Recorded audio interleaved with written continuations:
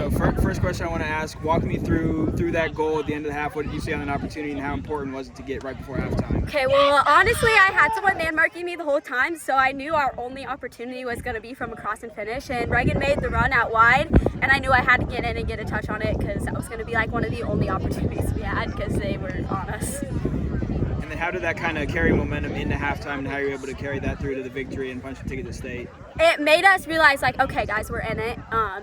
It picked everyone's head up, because we kind of expected to score right away, but got us fighting a little harder because we knew what was on the line.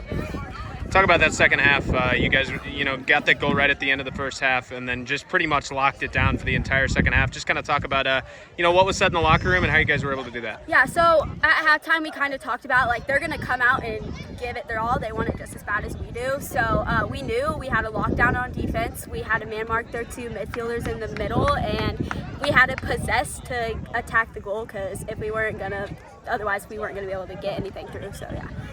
And then talk about just what that accomplishment means to you. Second straight trip to state.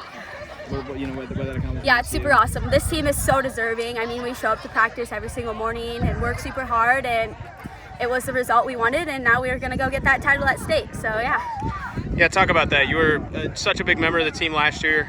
Fell in the state semifinals. Yeah. Just kind of talk about what the mentality is going into this state tournament now that you've been there. So since we've been there before, we know what to expect. So we're going to get out there, win that first game, see who we play that second game, give it our all, and hopefully get to the finals. We want it really bad, so we're going to do whatever it takes to get there. All right, Georgia. Well, congratulations on the performance today. Thanks for the time. Here with Tyler Nelson, head coach of Underwood girls soccer. Coach, you guys are headed to the state tournament, a second consecutive year. You're going back, a 1-0 win over St. Albert here in the regional final. Just give me your thoughts right now. Yeah, back-to-back champs feels great. Hats off to St. Albert. They're a very well-coached team. They have a ton of talent on that team. They'll be back next year, so it'll be a dogfight again. The girls are extremely excited. I'm extremely excited. This opportunity is very rare, so hopefully we go make some noise at state. And I know the girls are super hungry from the semifinal loss last year, so they just keep growing and growing as a unit, and they find different ways to win, and that's very, very cool to see as a coach. So talk about that win tonight. Just give me your thoughts on the game. Very few opportunities on both sides of the field. So it was a back and forth between the 18s, and we broke away and we finished the one opportunity we had. We had one that hit the post. That was kind of a scary moment for both teams, so it could have got away from them there, but we played extremely well. Everyone got back on defense and we stayed positive, and things ended up going our way. You mentioned that late goal from Georgia Paulson there at the end of the half. Just kind of talk to me about how important that was going into the halftime break to be able to game plan for that second half up 1-0. Anytime you can steal a goal at any moment is huge. And yeah, right before half, these girls know it just takes one possession, whether it's a build from the back or a quick counter or a high press in the attack. Just all it takes is one attack. No matter how much time's on that clock, that was huge going into the half. It gave the girls a lot of excitement and understand that they can get it done. So it was big. Defensively, how were you able to slow down the Saints, especially Ella Klussman? I think she had like 33 goals this season.